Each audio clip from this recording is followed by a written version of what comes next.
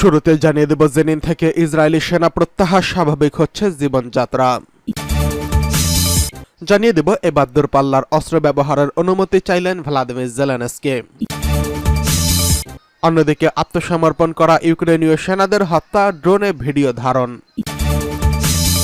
সর্বশেষ জানিয়ে দেব, কারাগার থেকেই ইমরান খানের কঠোর হুঁশিয়ারি, পাকিস্তানে তোলপাড়। জেনিন থেকে ইসরায়েলি সেনা প্রত্যাহার স্বাভাবিক হচ্ছে জীবনযাত্রা। অধিকৃত পশ্চিমে জেনিন শহরের থেকে তাদের সেনা প্রত্যাহার করে নিচ্ছে দখলদার ইসরায়েলি বাহিনী। টানা কয়েকদিনের অভিযানে পশ্চিম তীরে ৩৬ জন নিহত হয়েছেন। তবে বৃহস্পতিবার রাত থেকে সেনা প্রত্যাহার শুরু করেছে ইসরায়েলি বাহিনী। এরপরই সেখানে স্বাভাবিক জীবনযাত্রা ধীরে ধীরে ফিরে আসতে শুরু করেছে। ইসরায়েলি বাহিনী সম্প্রতি জেনিনে বর্বর অভিযান পরিচালনা করার পর শহরটি এক প্রকার অচলাবস্থায় ছিল। নেতানিয়াহুর বাহিনী শহরটি ঘিরে রাখার ফলে স্থানীয় জনগণের দৈনন্দিন জীবনযাত্রা ব্যাহত হয়ে পড়ে এবং ভীতির পরিবেশ সৃষ্টি করে। গত ২৮ আগস্ট ইসরায়েলি সেনাবাহিনীর পশ্চিম তীরে জেনিন সহ বেশ কয়েকটি শহর ও গ্রামে সামরিক অভিযান শুরু করে এবং বেশ কয়েকদিন ধ্বংসাত্মক অভিযানে সাঁজোয়া যান এবং বুলডোজার ব্যবহৃত হয়। এই সময় জেনিনে বাস্তু শিবির থেকে পালিয়ে যাওয়া বাসিন্দারা পুনরায় তাদের বাড়িতে ফিরতে শুরু করেছেন। ফিলিস্তিনের সশস্ত্র গোষ্ঠীর শক্তিগুলো ঘাঁটি হিসেবে পরিচিত এই শহরে ইসরায়েলি বাহিনী দীর্ঘদিন ধরে অভিযান পরিচালনা করে আসছে। শুক্রবার ইসরায়েলি বাহিনী এক বিবৃতিতে জানায়, তারা জেনিন এলাকায় সন্ত্রাস বিরোধী কার্যক্রম পরিচালনা করছেন, যদিও সরাসরি সেনা প্রত্যাহারের কথা উল্লেখ করা হয়নি।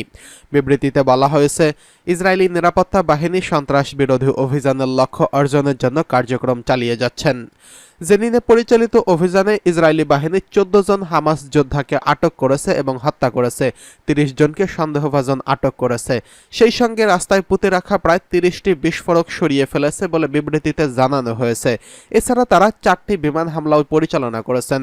এদিকে জেনিনে সংঘর্ষ চলাকালে একজন ইসরায়েলি সেনা নিহত হয়েছেন। হামাস ও ইসলামিক জিহাদ উভয়ই জানিয়েছে, নিহতদের মধ্যে কমপক্ষে ১৪ জন যোদ্ধা ছিল। স্থানীয় বাসিন্দা ৪৮ বছর বয়সী ৭ সন্তানের বাবা আজিজ তালেব এবং তার পরিবার বাড়িতে ফিরতে এসে দেখেন ইসরায়েলি সেনারা তাদের বাড়িতে অভিযান চালিয়েছে। তিনি বলেন, আল্লাহকে ধন্যবাদ যে বাচ্চারা আগের দিন এখানে ছিল না, তারা পাশের বাড়িতে ছিল। যদিও তারা এখানে থাকতো তাহলে তারা ইসরায়েলি সেনারা সতর্কতা ছাড়াই তাদের মেরে ফেলত। জেনিন শিবিরে অনেক বাড়িঘর সেনাবাহিনীর বুলডোজার দিয়ে ধ্বংস করা হয়েছে এবং রাস্তাগুলোর পিচ তুলে ফেলা হয়েছে। তবে শুক্রবার ইসরায়েলি সাঁজোয়া যান প্রত্যাহারের পর স্থানীয়রা তাদের নিজস্ব বুলডোজার দিয়ে ধ্বংসাবশেষ সরাতে শুরু করেছেন। ফিলিস্তিনের স্বাস্থ্য মন্ত্রণালয় জানিয়েছে, গাজা যুদ্ধ শুরু হওয়ার পর পশ্চিম তীরে ইসরায়েলি সেনা বা বসতকারীরা কমপক্ষে ৬৬১ জন ফিলিস্তিনিকে হত্যা করেছে। একই সময় পশ্চিম তীরে ফিলিস্তিনি হামলায় ২৩ জন ইসরায়েলি নিহত হয়েছেন, যার মধ্যে নিরাপত্তা বাহিনীর সদস্যরাও রয়েছেন। এদিকে এবার দূরপাল্লার অস্ত্র ব্যবহারের অনুমতি চাইলেন ভ্লাদিমির জেলেনস্কি। রাশিয়ার সতর্কতা ও সীমা অগ্রাহ্য করেই ইউক্রেনের প্রেসিডেন্ট ভ্লাদিমির জেলেনস্কি পশ্চিমা মিত্রদের প্রতি ইউক্রেনকে রুশ ভূখণ্ডে আক্রমণের জন্য দূরপাল্লার অস্ত্র ব্যবহার ও সরবরাহ করার অনুমতি জানিয়েছেন। শুক্রবার জার্মানির রামেস্টেইন এয়ারবেসে অনুষ্ঠিত ইউক্রেনের মিত্র বৈঠকে তিনি প্রথমবারের মতো সরাসরি উপস্থিত থেকে এই দাবি করেন। একই দিনে যুক্তরাষ্ট্র কিয়েভের জন্য আরও $250 মিলিয়ন সামরিক সহায়তার প্রতিশ্রুতি দেন। জেলেনস্কি জোর দিয়ে বলেন, রাশিয়ার উপর চাপ সৃষ্টি করতে হলে ইউক্রেনকে শুধু নিজের ভূখণ্ডে নয়, বরং রুশ অঞ্চলেও দীর্ঘপাল্লার অস্ত্র হামলার ক্ষমতা প্রয়োজন। তার মতে এর ফলে রাশিয়াকে শান্তির পথে ফিরিয়ে আনা সম্ভব হতে পারে। এ সময় পশ্চিমা দেশগুলোকে রাশিয়ার সামরিক অবস্থান দুর্বল করার আহ্বান জানান। যুক্তরাষ্ট্রের প্রতিরক্ষামন্ত্রী লয়েড অস্টিন ইউক্রেনের সাম্প্রতিক সামরিক অভিযান, বিশেষত কুরস্কে পরিচালিত আক্রমণের প্রশংসা করেন। অস্টিন বলেন, ইউক্রেনের আক্রমণ রাশিয়ার সেনাবাহিনীকে তাদের নিজস্ব ভূখণ্ডেই প্রতিরক্ষা করতে বাধ্য করেছে। এই অভিযানকে ইউক্রেনের সামরিক ক্ষমতা প্রতিফলন হিসেবে তুলে ধরেন তিনি। একই সঙ্গে তিনি ইউক্রেনীয়দের স্থায়ী সমর্থন দেওয়ার প্রতিশ্রুতি পুনর্ব্যক্ত করেন, যার মধ্যে $250 মিলিয়ন অতিরিক্ত সামরিক সহায়তা অন্তর্ভুক্ত।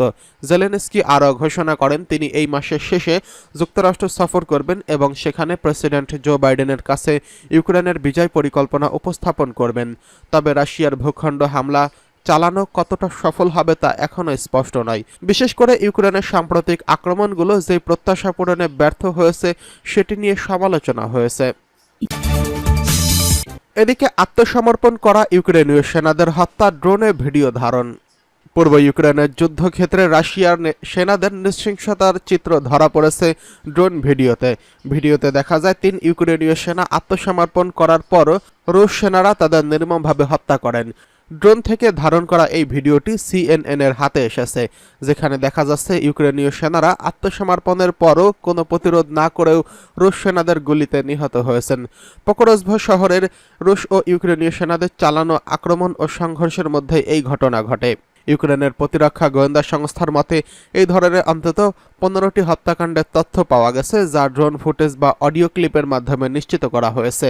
ইউক্রেনের প্রসিকিউটর জেনারেল আন্দ্রি কস্টিন জানিয়েছেন, যুদ্ধের শুরু থেকে এই পর্যন্ত 24টি ঘটনার তদন্ত চলছে, যেখানে 62 জন ইউক্রেনীয় সেনাকে হত্যা করা হয়েছে।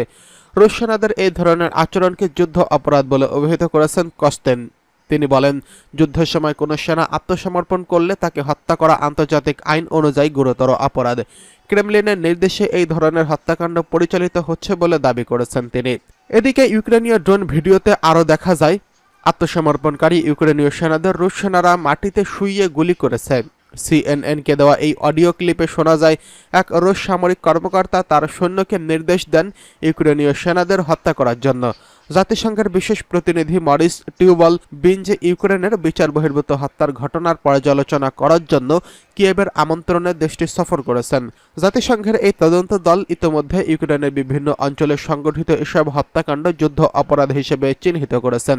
মস্কোর বিরুদ্ধে আন্তর্জাতিক অপরাধ আদালত ইতিমধ্যেই প্রেসিডেন্ট ভ্লাদিমির পুতিনের বিরুদ্ধে গ্রেফতারি পরোয়ানা জারি করেছে।